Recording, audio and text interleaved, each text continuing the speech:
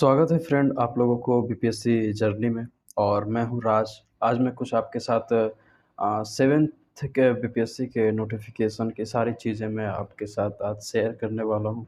Videos काफ़ी late आ रही थी, उसके लिए सॉरी, पर अब से रेगुलर होगी तो ये मैं पूरा कोशिश करूँगा।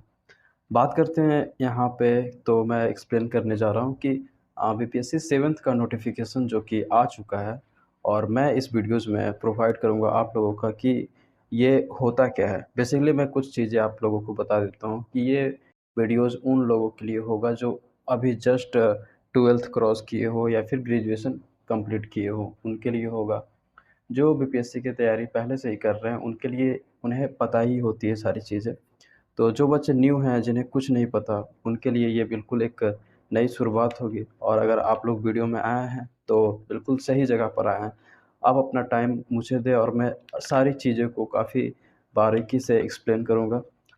तो वीडियोज़ को देखते रहें और बने रहें बीपीएससी जर्नी में।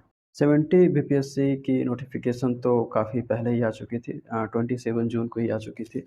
कुछ चीज़ें मैं बता देता हूँ, जैसे इम्पोर्टेंट डेट्स क्या होती है। तो प्री का एग्ज़ाम बेसिकली हर बार देखा जाता है कि 30/9/2024 को होता है, और अक्टूबर में इसके रिज़ल्ट आ जाते हैं। मैं प्री की बात कर रहा हूँ।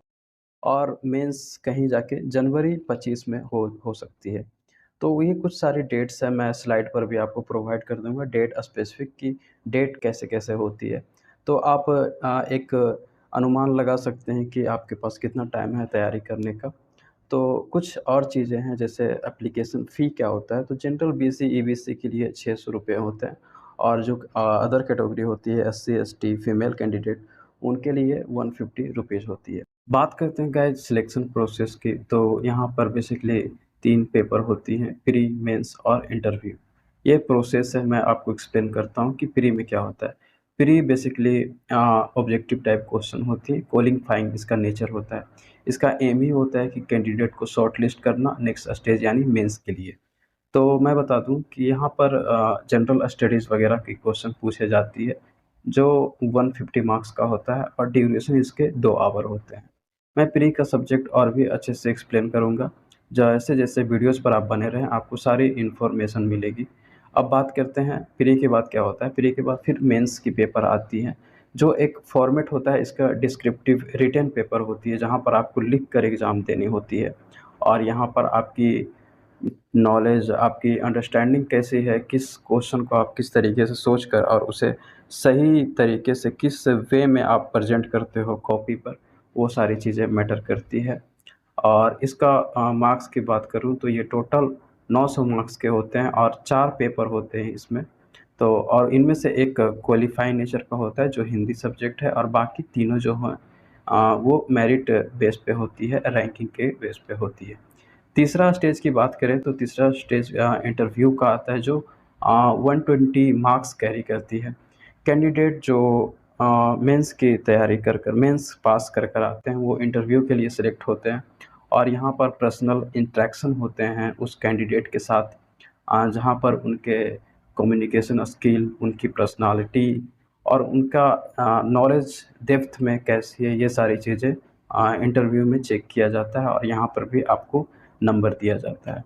और इन सारे प्रोसेस से हो जाने के बाद फिर आपका एक रिज़ल्ट बनता है, जो ओवरऑल डिसाइड करता है कि आप किस पोस्ट पर जाने वाले हो।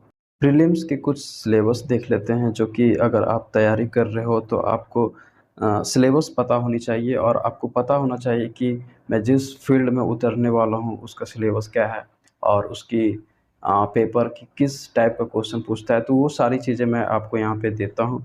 तो मैं बेसिकली पहले प्री की बात करूँगा, फिर मेंस की बात करूँगा, और फिर मैं आपको कंक्लूज़न बताऊँगा कि किस तरीके से आप तैयारी को आगे बढ़ा सकते हो। और जो बच्चे न्यू आए हैं उनके लिए ये सारी वीडियोज़ हैं, तो वीडियोज़ को देखते रहें। तो देखिए प्रीलिम्स की बात करते हैं। तो प्रीलिम्स में आपको देखना पड़ेगा करंट अफ़ेयर और international relation. Current affair Bihar से स्पेसिफ़िक देखना पड़ेगा, क्योंकि आप बिहार की बीपीएससी की तैयारी कर रहे हो, तो बेसिकली बिहार तो देखना ही पड़ेगा। हिस्ट्री ऑफ बिहार देखना पड़ेगा, फिर इंडियन हिस्ट्री भी देखना पड़ेगा।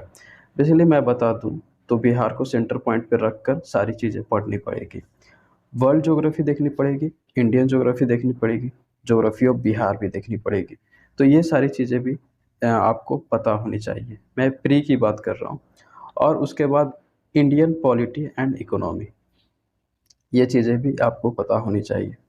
और कुछ टॉपिक्स हैं जैसे चेंज इन इकोनॉमी और Bihar post independence. Post independence के बाद बिहार की इकोनॉमी में क्या बूस्ट आया है और क्या चेंजेस आई, वो चीज़ें आपको अच्छे से नॉलेज होनी चाहिए। और है एक topic Indian national movement and the role of Bihar. Indian national movement में बिहार का क्या रोल था, वो चीज़ें आपको पता होनी चाहिए। तो प्री निकालने के लिए ये चीज़ें आपको मालूम होनी चाहिए।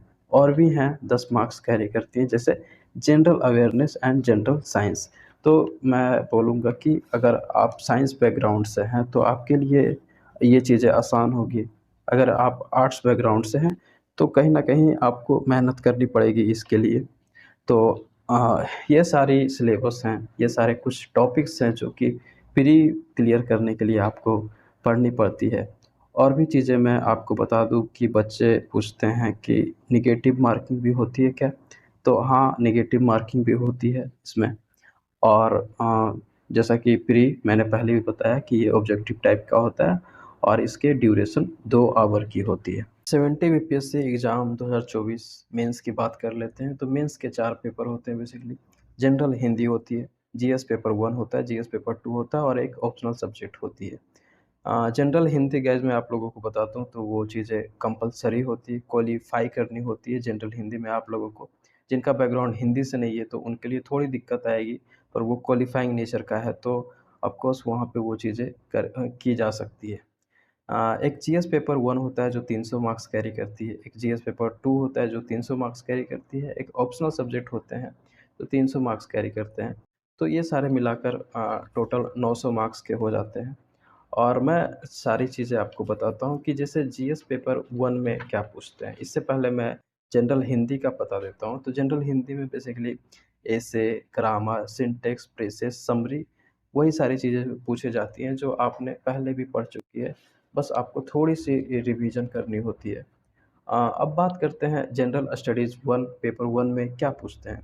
तो पेपर 1 में Indian culture, modern history of India, contemporary events of national and international importance, statistical और एनालिसिस डायग्राम और graph, basically graph, Venn diagram, इस टाइप की चीज़ें भी पूछती है जनरल स्टडीज़ 1 में, जो कि आपको अच्छे रैंक के लिए इसे भी पढ़ना बहुत ज़्यादा इम्पोर्टेंट है।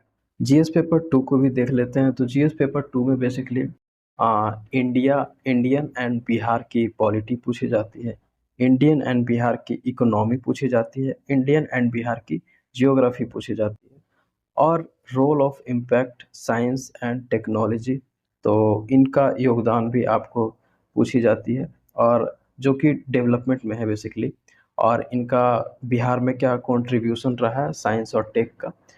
तो फ्रेंड ये थी कुछ डिटेल्स बीपीएससी 70 नोटिफिकेशन जो आया था। आप ऑफिशियल वेबसाइट पे भी जा सकते हैं।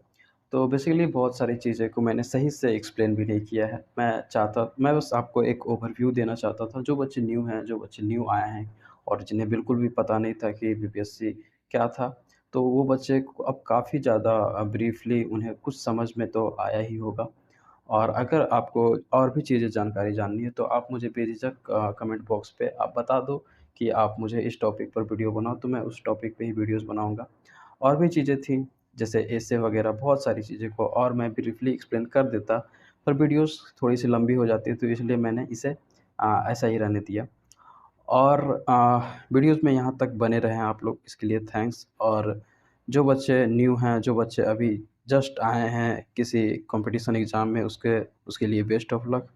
आपको बहुत सारी बधाइयाँ कि आप सक्सेस करो और कोशिश करें कि सारी चीज़ें कंटिन्यू बनी रही आपकी स्टडी को लेकर, और ये सारी चीज़ें बिल्कुल सिस्टमैटिक और डिसिप्लिन में किया जा सके, क्योंकि एग्ज़ाम काफ़ी कठिन होती है, इतना आसान भी नहीं होता है। जो बच्चे न्यू आते हैं, जो बच्चे एक नए उमंग लेकर आते हैं अपने लिए, मैं उनके लिए बोलना चाहता हूँ कि हाँ, आपको चीज़ें थोड़ी-सी आसान लगती है पर इतनी भी होती नहीं है। जब आप इनमें डिटेल में जाओगे तो और तभी आपको समझ में आएगा। आप बेस्ट ऑफ लक आपके लिए, सभी चीज़ों के लिए। और मैं आपके साथ हूँ। आप कोई भी वीडियोज़ बनाने के लिए बोलोगे मैं आपको बनाऊँगा। वीडियोज़ में बने रहें। Thank you. पीपीएससी जर्नी में आपका स्वागत है। मिलते हैं किसी और वीडियोज़ में, किसी और टॉपिक में।